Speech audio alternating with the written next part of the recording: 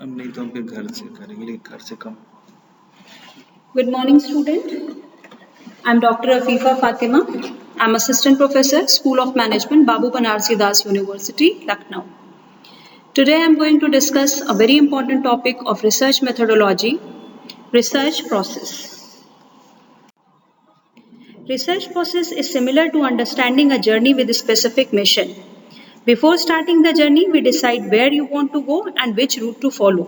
If the route is known to you, you don't need anybody's guidance, but if there are more than one route towards destination, then you have to decide which route is more suitable to reach the destination. Now you look upon the research process in this context. Your first decision would be what you want to find out about, or in other words, what research question to be answered to. After deciding the research question or problem, you should now decide how to go about finding their answers. Therefore, precisely the path to finding answers to research question constitutes research methodology. In research process, you pass through some practical steps in order to find out the answers of each research question. In this topic, we'll discuss some important steps needed for conducting a research. Finally, we will cover the total spectrum of research and endeavors starting from the problem through to writing a research report and publication. So what are the objectives of this session? To identify the various steps needed for conducting a research, to explain the whole process of research in simple manner, to discuss how theoretical knowledge can be further applied to undertake a research, and finally, analyze the importance of each step involved in research process. Research process includes various steps, starting from identification of the problem, review of literature, formulating a hypothesis, identifying, manipulating, and controlling variables, formulating a research design, constructing devices for observation and measurement, sample selection and data collection, data analysis and interpretation. Identification of the problem. The first and most important step for identifying a problem is asking a question or identifying a need that arises as a result of curiosity and to which it becomes necessary to find an answer. The psychological studies are focused on one or many of the following kinds of questions. Like, what are the events that cause or determine a given behavior or response? What is the nature of behavior or action and its structure and how it is linked with other actions and behaviors? And what are the relationships of internal psychological processes with behavioral phenomena? So it is extremely important to evaluate the research problem in the light of our financial resources, the time available with us, the supervisor's expertise and knowledge in the field of study, our own expertise and knowledge, and whether we have sufficient knowledge about computers and software if we plan to use them. The next in research process is review of literature. For identifying a good solvable problem, the investigator undertakes the review of literature. A body of prior work related to a research problem is referred to as literature. Scientific research includes a review of the relevant literature. When a researcher reviews the previous researches in related fields, he becomes familiar with several known and unknown phenomena.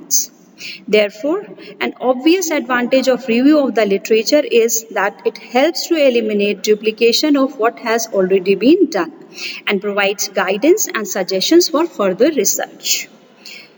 So the main purpose of review of literature is fourfold.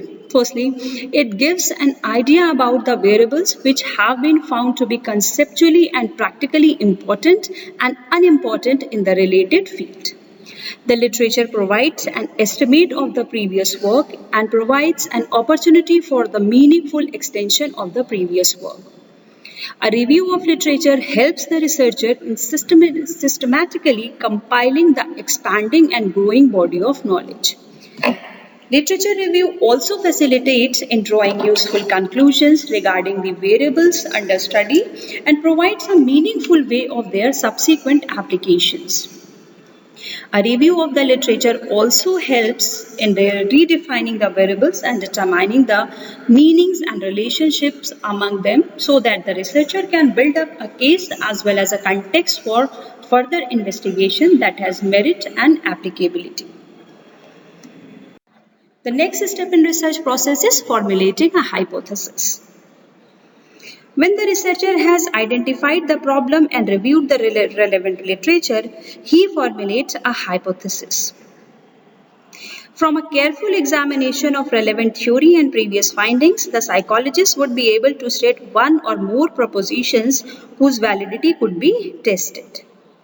Hypothesis may be defined as a tentative statement showing a relationship between variables under study.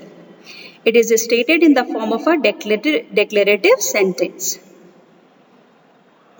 For instance, suppose you are interested to know the effect of reward on learning.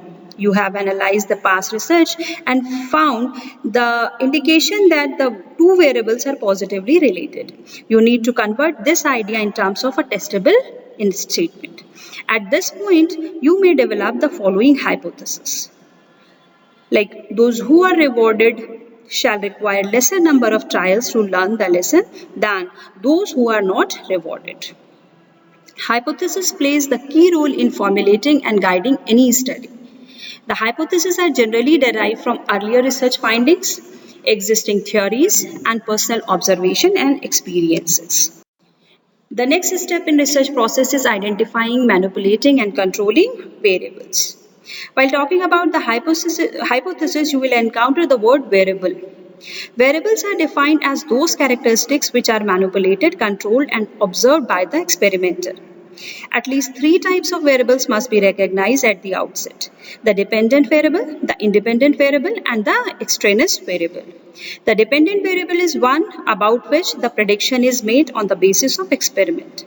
In other words, the dependent variable is the characteristic or condition that changes as the experimenter changes the independent variable. The independent variable is that condition or characteristic which is manipulated or selected by the experimenter in order to find out its relationship to some observed phenomenon. Next step is formulating a research design. A research design may be regarded as the blueprint of those procedures which are adopted by the researcher for testing the relationship between the dependent variable and the independent variable. There are several kinds of experimental designs, and the selection of any one is based upon the purpose of the research, types of variables to be controlled and manipulated, as well as upon the conditions under which the experiment is to be conducted. Next step is constructing devices for observation and measurement. When the research design has been formulated, the next step is to construct or collect and choose appropriate tools of research for scientific observation and measurement. Depending on the nature of research problem, a researcher may choose particular method like observation method, experiment method, case study method, correlation, and survey. If ready-made tools are not available, then the researcher may have to develop appropriate tools before undertaking the study. All these tools of research are the many methods through which data are collected by asking for information from person rather than observing them. Next step is sample selection and data collection. After deciding the tools for the study, the researcher must also decide about the participants of the study, for which purpose usually a small sample is drawn which represent the population. Then the actual study proceeds. Observations are made of the variables of interest, which involves an experiment in which all variables are carefully controlled. Field study or a field experiment or survey may be conducted. Whatever method is selected, the point is that the investigator is observing the variables of interest. And finally, data analysis and interpretation. After making observation, the data collected are analyzed with the help of various quantitative and qualitative statistical techniques. Careful scrutiny of the data is a critical aspect of scientific method. The purpose of the analysis is to make sense of the data and see what light they throw on the problem and the hypothesis of the study.